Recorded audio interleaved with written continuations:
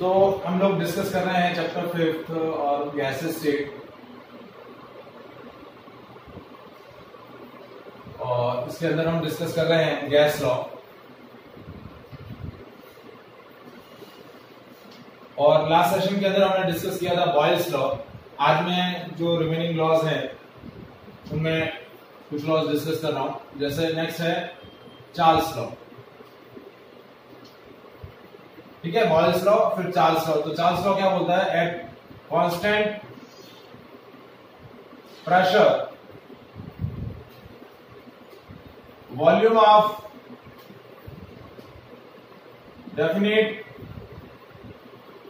amount of gas is directly proportional to its absolute temperature. Means V is directly proportional to T.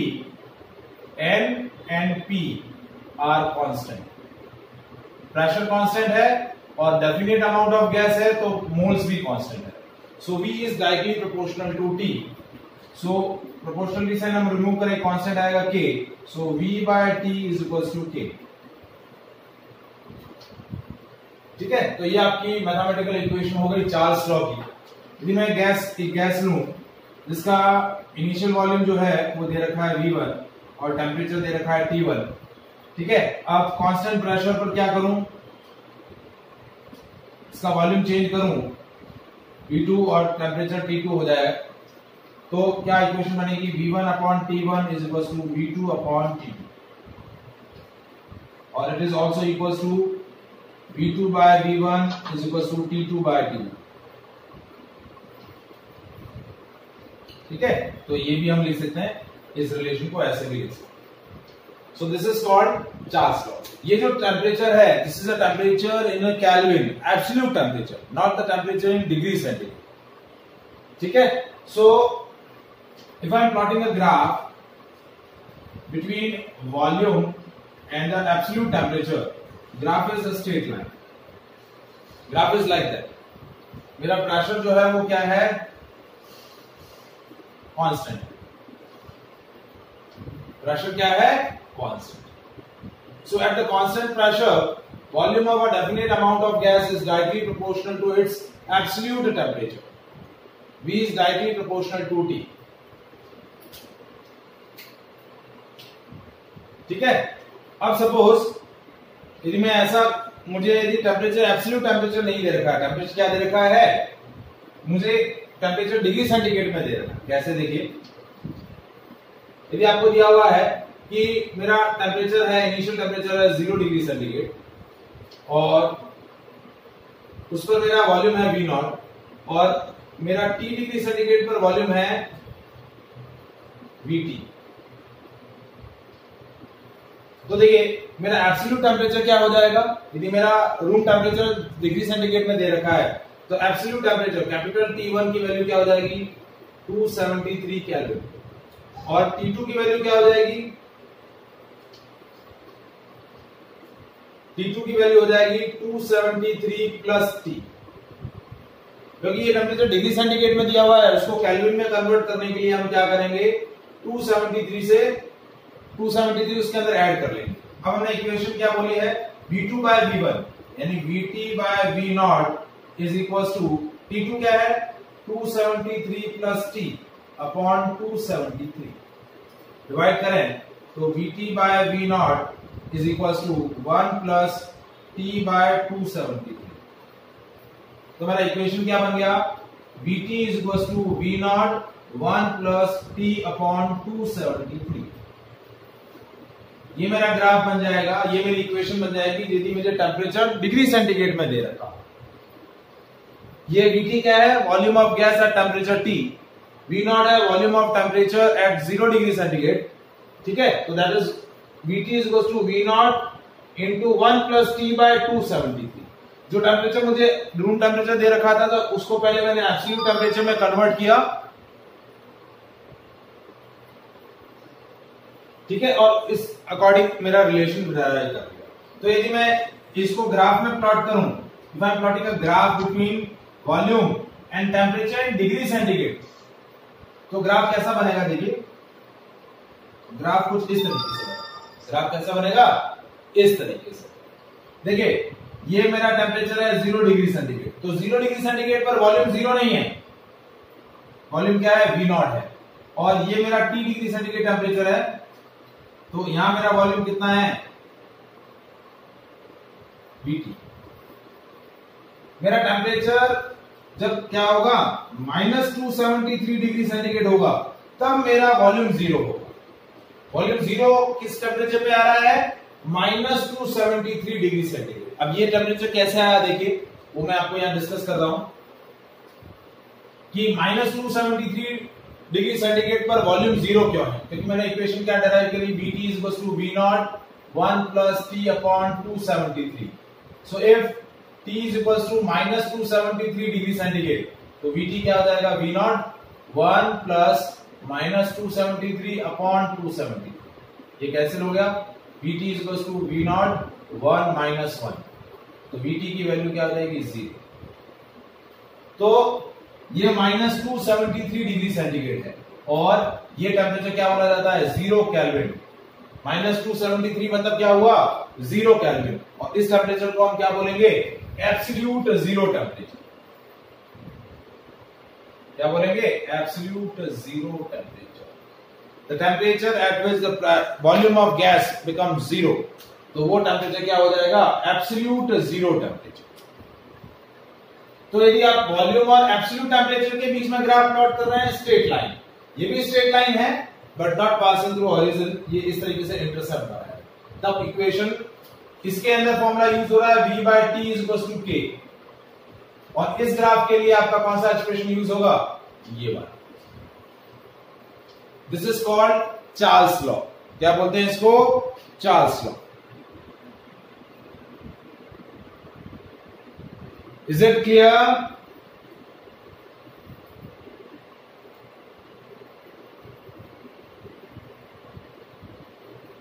At constant pressure, volume of definite amount of gas is directly proportional to absolute temperature. That is called Charles law. Is it clear? Any doubt in this part? Yes, sir. Chaliye. Now, next is Gay-Lussac law.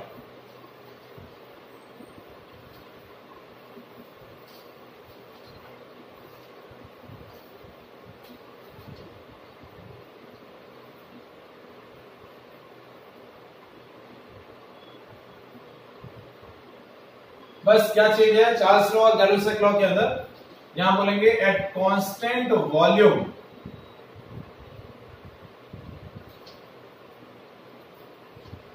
pressure of definite amount of gas is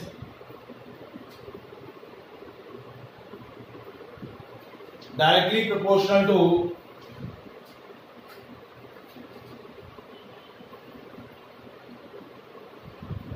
absolute temperature. At constant volume, pressure of definite amount of gas is directly proportional to absolute temperature. तो P is directly proportional to T. ठीक है? N and V are constant.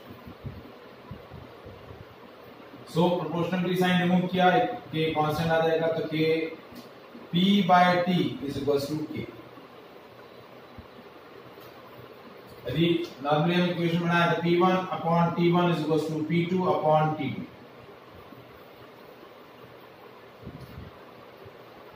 If I am plotting a graph between pressure and absolute temperature, graph is like that. Straight line passing through this तरीके से straight line बनेगी.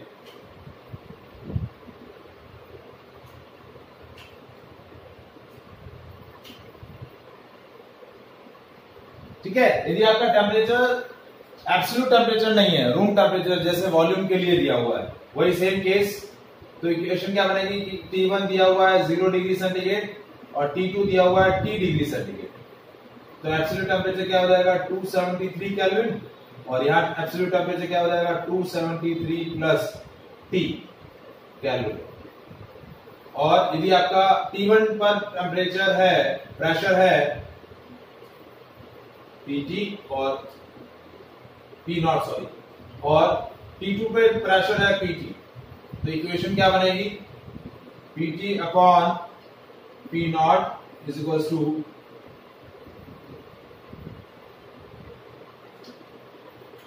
T2 upon T1, यानी that is 273 plus T upon 270।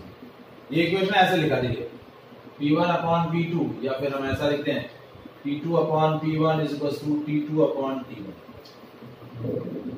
तो ये P2 upon P1 is equal to T2 upon T1। ये PT cross multiply किया P0 इस तरफ, ये हो गया 1 plus T upon 273।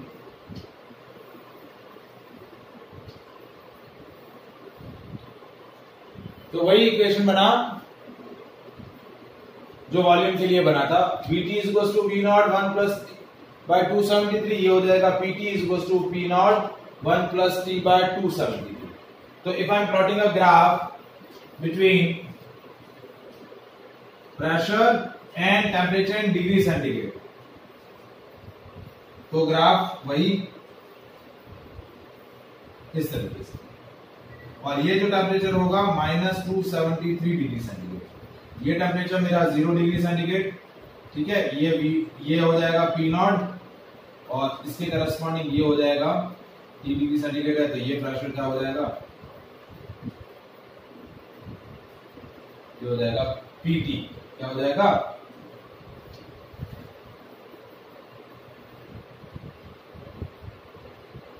Is it clear?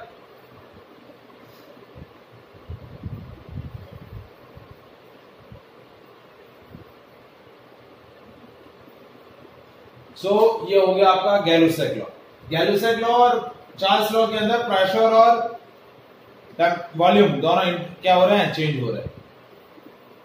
Charles law के अंदर बोला कि volume is directly proportional to absolute temperature at constant pressure, और यहां गैलुसेक लॉ के अंदर क्या बोला कि pressure is directly proportional to absolute temperature at constant volume.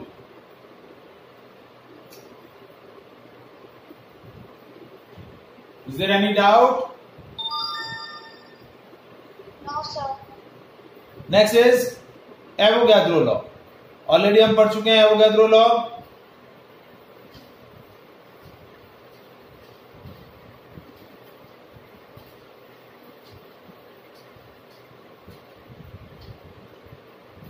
ठीक है, तो एवोगैड्रोस लॉ क्या बोलता है,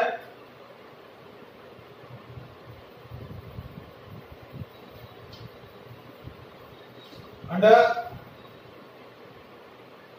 identical condition of temperature and pressure, equal volume of all the gases contain equal number of molecules.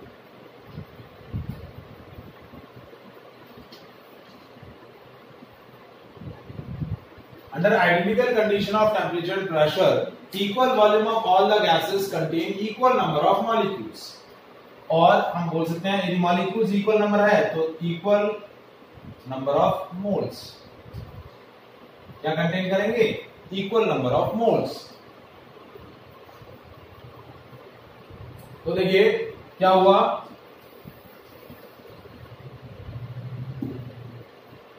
V is directly proportional to L, और P और T आपका क्या है, कांस्टेंट।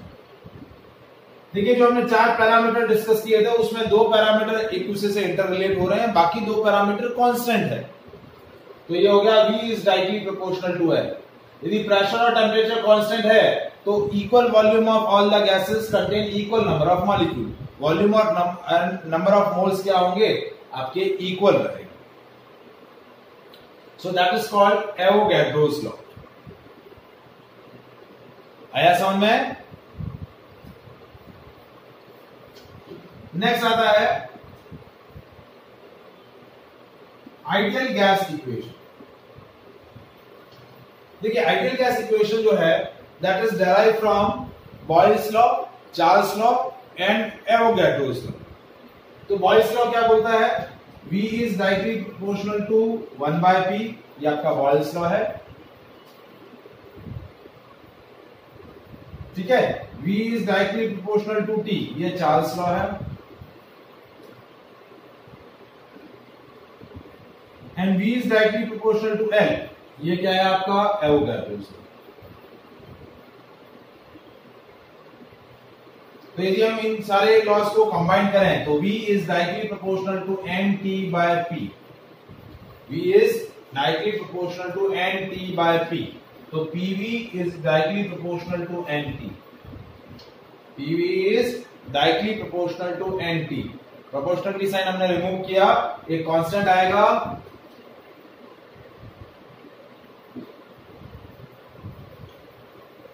और ये कांस्टेंट आपका क्या बोला जाएगा, R, और इस R को हम क्या बोलेंगे, गैस कांस्टेंट, क्या बोलेंगे, gas constant. And PV is equals to nRT, ये आपकी क्या बोली जाएगी, आइडियल गैस इक्वेशन, क्या बोली जाएगी, आइडियल गैस इक्वेशन।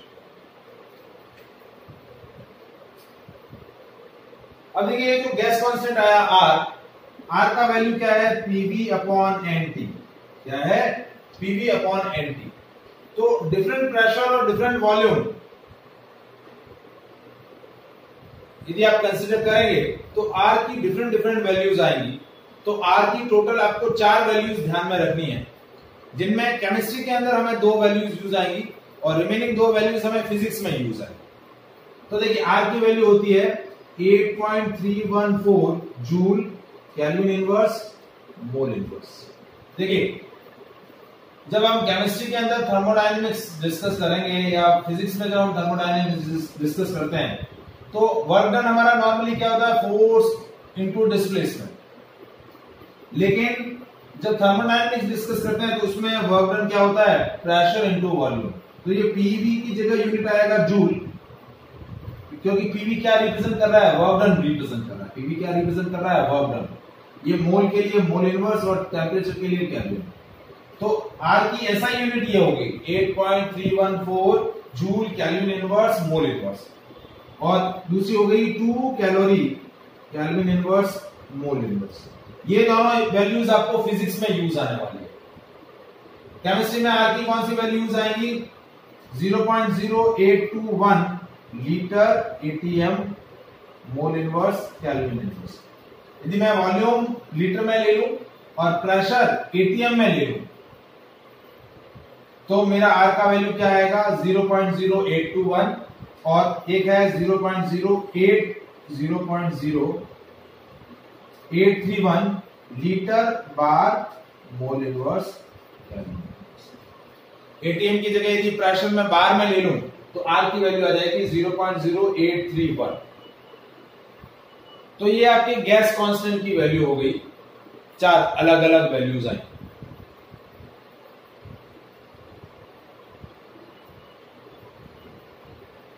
देखिए P और V की वैल्यू कैसे निकाली, देखिए क्योंकि 1 मोल गैस का STP पर वॉल्यूम जो होता है 22.4 लीटर। तो यदि आप V की वैल्यू 22.4 लें, प्रेशर की वैल्यू ATM में ले लें 1 ATM, और आपका नंबर ऑफ मोल्स 1 और टेम्परेचर है 298 केल्विन, तो R की जो वैल्यू आएगी वो R की वैल्यू आ जाएगी आपकी 0.0821 लीटर ATM। और प्रेशर यदि आप 1 बार लेते हैं तो आपकी वैल्यू आ जाएगी 0.0831। वॉल्यूम वही है 22.4 लीटर।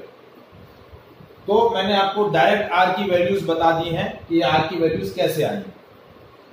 ऐसा यूनिट के अंदर प्रेशर क्या होता है, 1 ATM क्या होता है 1.013 × 10⁵ पास्कल, और वॉल्यूम होता है 22.4 लीटर। तो उसको वॉल्यूम का ऐसा यूनिट क्या होता है, मीटर क्यूब। तो 22.4 × 10⁻³ metre cube.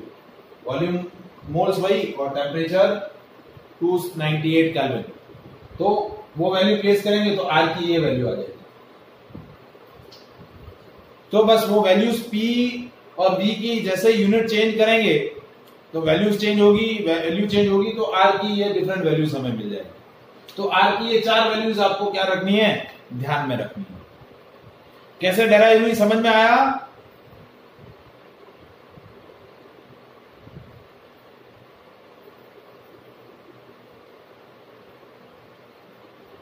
Is it clear? Yes, sir. ठीक है, अब मैं जो आइडियल गैस इक्वेशन है उसकी एक दो और फॉर्मेट आपको डिस्कस कर रहा हूं। Different forms of ideal gas equation. Chemistry के अंदर हमें आर की ये दो वैल्यू याद रखनी है। अब different forms of ideal gas equation कैसे आया देखिए। नंबर ऑफ मोल्स क्या होता है, एन क्या है, मोल्स। नंबर ऑफ मोल्स क्या होता है, mass of substance divide by it's molar mass, यानी ये हो गया mass of gas divide by molar mass of gas. इसका जो रेशियो हो गया वो मोल्स हो गया, तो हो गया P into V small m by capital M into RT। तो एक इक्वेशन आइडियल गैस इक्वेशन की ये बन जाएगी।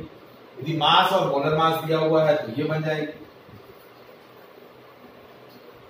अब देखिए दूसरा क्या किया कि भाई मैंने वॉल्यूम को इधर ट्रांसफर कर दिया था, P is to small m by capital M into RT by M।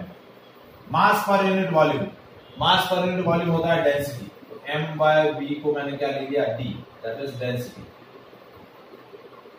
तो P क्या हो गया, dRT बाय M। तो ये दूसरा फॉर्मेट हो गया आइडियल गैस इक्वेशन का। ठीक है, अब देखिए हमारी एक्चुअल इक्वेशन क्या है, PV इज टू nRT। तो n की वैल्यू क्या हो गई, PV by RT। Number of moles fix है। यदि एक गैस है जिसके मैंने फिक्स नंबर ऑफ मोल्स लिए हैं, लेकिन मेरी प्रेशर, वॉल्यूम और टेम्परेचर की इक्वेशन अलग अलग है, तो क्या हो जाएगा, P1 V1 R T1 is equal to P2 V2 R T2। यानी मैंने क्या किया, मेरे गैस है जिसकी एक डेफिनेट अमाउंट मैंने ले रखी है। Initially it is at a pressure P1, volume V1 and temperature T1, but after some time मेरा प्रेशर, वॉल्यूम और टेम्परेचर तीनों चेंज हो गए, जो कि हो गए P2 V2 T2। तो ये मेरी R और R कैंसिल हो जाएगा, ये हो जाएगा P1 V1 T1 is equal to P2 V2 T2, और इसको हम बोलेंगे combined gas equation.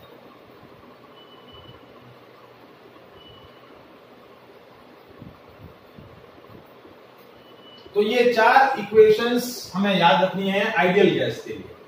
PV is equal to nRT, PV is equal to small m by capital M into RT, P is equal to dRT by capital M, और चौथा combined gas equation.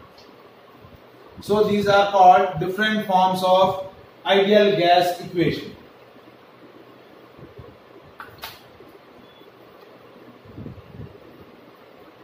ठीक है, मतलब ideal gas क्या होती है, जो kinetic theory of gases के पोस्टुलेट्स को फॉलो करती है। देखिए जो हमने गैसेस स्टेट की जो कैरेक्टरिस्टिक्स पढ़ी कि intermolecular force of attraction negligible होता है, या आपका इंटरमॉलिक्यूलर स्पेसेस मैक्सिमम होते हैं, मैक्सिमम काइनेटिक एनर्जी होती है। तो गैसेस की ये जो कैरेक्टरिस्टिक्स हमने पढ़ी हुई है, these are called postulates of kinetic theory of gases. और वो पोस्टुलेट्स या वो कैरेक्टरिस्टिक जो गैस फॉलो करती है उसको हम बोलते हैं आइडियल गैस। ये आइडियल गैस है, प्रैक्टिकली या एक्चुअली इस तरीके का गैस एग्जिस्ट नहीं करता है।